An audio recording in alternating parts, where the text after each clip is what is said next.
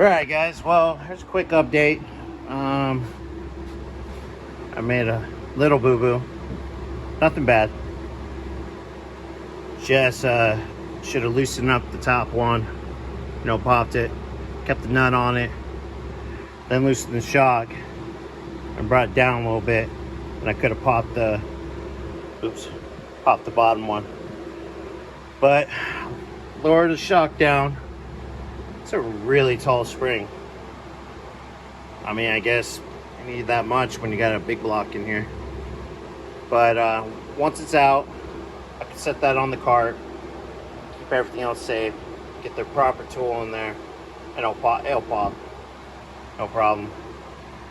But yeah, just trucking along. A lot of rusty bolts. So throwing a little lubricant on them, and yeah, fun. All right, well, let me finish getting this out, and I'll get the lower control arm out, and I'll get the upper control arm out, and I'll give you guys a quick update. And might be it for me tonight, but I'll be back early in the morning and keep on trucking along on this. So I got it clean. All right guys, later. All right, well, I showed you that, you know, got the spring pop, ain't got, you know, no tension on it. But this thing is so rusty crusty, smacking with a freaking chisel out. Ooh, excuse me. Water. Lots of water.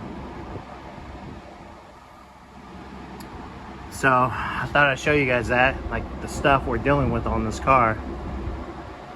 And that's why we're redoing it. Oh man, I don't know. Life choices here, but yeah, this is what I'm dealing with.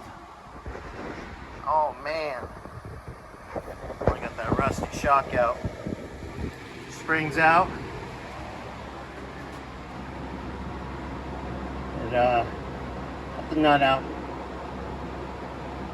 Lowering it. Doing this one. Probably the proper way to do this. So I lowered, I loosened and popped that one.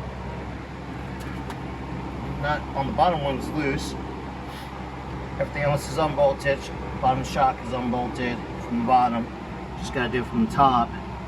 So I'm hoping once I do it from the top, I can actually, hopefully it'll lower a lot easier, the shock. The other one kind of went cockeyed, and it was rusty as fuck. Excuse me. So lower a little bit more, and hopefully it goes better this time.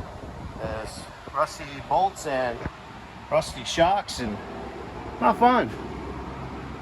But we're getting there. All right, later.